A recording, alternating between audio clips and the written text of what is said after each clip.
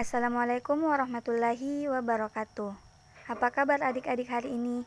Semoga kita semua dalam keadaan sehat walafiat. Amin ya robbal alamin. Sebelum kita memulai pembelajaran hari ini, alangkah baiknya kita berdoa terlebih dahulu agar proses pembelajaran kita dapat berjalan dengan baik dan ilmu mudah kita pahami. Baik, hari ini kita sudah sampai di materi zat aditif dan zat adiktif. Apakah adik-adik pernah memperhatikan makanan ataupun minuman yang memiliki rasa yang lezat atau tampilan yang menarik? Biasanya, makanan atau minuman tersebut dapat terlihat menarik dan lezat karena telah ditambahkan oleh zat-zat tertentu. Selain itu, terkadang kita menjumpai suatu makanan, minuman, ataupun produk lain yang dapat membuat kita ketagihan. Beberapa di antaranya harus dijauhi karena mengandung zat-zat yang terlarang. Pada kesempatan kali ini, kita akan membahas tentang materi zat aditif dan zat adiktif. Zat aditif merupakan bahan yang ditambahkan dengan sengaja ke dalam makanan atau minuman dalam jumlah yang kecil saat pembuatan makanan. Penambahan zat aditif bertujuan untuk memperbaiki penampilan, cita rasa, tekstur, aroma, dan untuk memperpanjang daya simpan. Selain itu, penambahan zat aditif juga dapat meningkatkan nilai gizi makanan dan minuman, seperti penambahan protein, mineral, dan vitamin. Berdasarkan asalnya, zat aditif ada dua macam, yaitu zat aditif alami dan zat aditif buatan.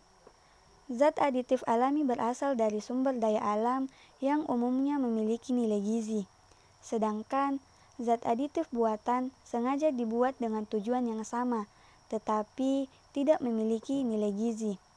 Zat aditif alami ini tidak memiliki efek samping bagi tubuh, sedangkan zat aditif buatan apabila digunakan dalam jumlah yang berlebihan dapat membahayakan kesehatan tubuh.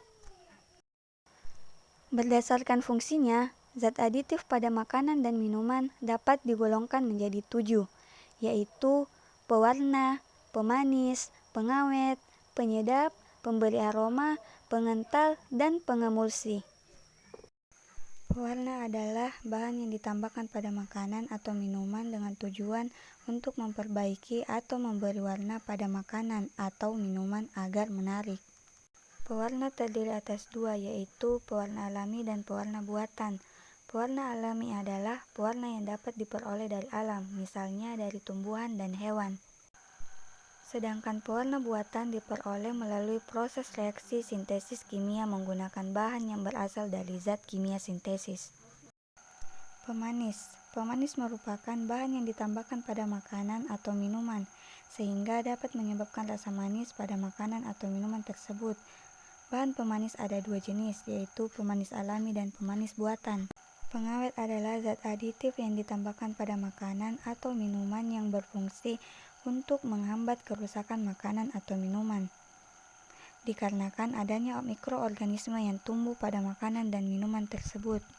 Penyedap makanan adalah bahan tambahan makanan yang digunakan untuk meningkatkan cita rasa makanan. Bahan penyedap alami yang umum digunakan adalah garam, bawang putih, bawang merah, cengkeh, dan lain-lain. Selain itu, terdapat juga penyedap buatan, yaitu digunakan pada makanan adalah vetsin yang mengandung senyawa monosodium glutamat. Pemberi aroma adalah zat yang memberikan aroma tertentu pada makanan ataupun minuman. Zat pemberi aroma ini dapat berasal dari bahan segar atau ekstrak dari bahan alami, seperti ekstrak buah nanas, anggur, minyak atsiri, dan vanili. Pengental adalah bahan tambahan yang digunakan untuk menstabilkan, memekatkan, atau mengentalkan makanan yang dicampurkan dengan air, sehingga membentuk kekentalan tertentu. Bahan pengental alami misalnya pati, gelatin, agar-agar, dan lain-lain. Pengemulsi adalah bahan tambahan yang dapat mempertahankan penyebaran lemak dalam air, begitupun sebaliknya. Contoh zat pengemulsi makanan adalah lecitin yang terkandung dalam kuning telur maupun dalam kedelai. Lecitin banyak digunakan dalam pembuatan mayones dan mentega. Itulah beberapa macam zat-zat aditif. Sekarang kita masuk pada zat adiktif. Zat adiktif merupakan zat-zat yang apabila dikonsumsi dapat menyebabkan ketergantungan atau ingin menggunakannya secara terus-menerus atau sering disebut dengan ketagihan. Zat adiktif dapat dikelompokkan menjadi 3, yaitu narkotika, psikotropika, dan zat psikoaktif lainnya. Narkotika merupakan zat berbahaya yang tidak boleh digunakan tanpa pengawasan dokter karena melanggar hukum. Narkotika adalah zat atau obat yang berasal dari tanaman yang dapat menyebabkan penurunan atau perubahan kesadaran, menghilangkan atau mengurangi rasa nyeri dan menyebabkan ketergantungan bagi penggunanya.